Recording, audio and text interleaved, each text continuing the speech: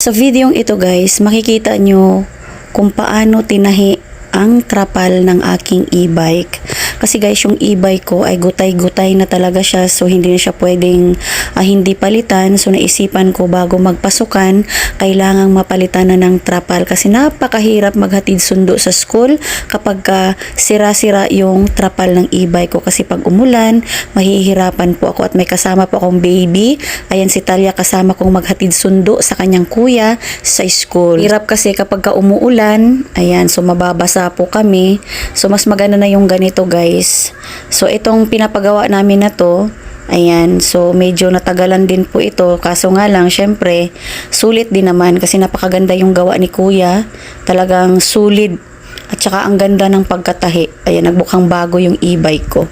So, ayan, malaking tulong po talaga sa akin ang e-bike na to guys. Kasi sa lahat ng lakad ko, mamamalengke, bukod sa maghatid sundo sa school, pag namamalengke ako, kahit kasama ko ang aking dalawang anak, so okay. At kahit saan ako magpunta, bibili ng gamot, pa-check up sa ospital, ganyan. So, pang emergency, at meron kaagad na gagamit. So, nagpasalamat naman ako at binilhan ako ng asawa ko ng e-bike.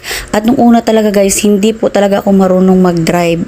No, so ngayon natutunan ko lang at kailangan ko talagang matuto. So, syempre guys, bago ka matuto, marami ka munang pagdadaanan. So ayan, nung una kong nag-drive guys, nakabangga po ako ng sasakyan. So syempre, grabing kaba ko noon at umiiyak talaga ako kasi first time nga, o di ba ang lakas ng loob, hindi pa marunong gaano mag-drive pero talagang nagsisikap ako na matuto para magawa ko at magampanan ko ang paghahatid sundo sa aking anak. Lahat naman ng bagay natututunan natin basta't porsigidol tayong matuto.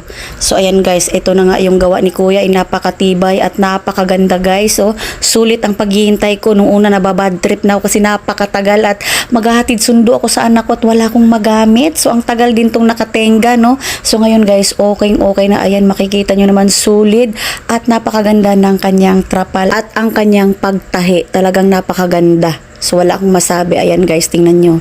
Nagmukhang bago. At syempre, itong napakasaya ni Mami dahil paboritong kulay ko. Nagmatch talaga siya. Hindi ko talaga ini-expect na ganitong kulay. Yellow yung kanyang lining. Akala ko nung una is black lahat. So, ito naman, napakaganda. So, talagang nagustuhan ko talaga siya. Yellow, my favorite color. O, diba? Ayan na siya guys. Ang ganda.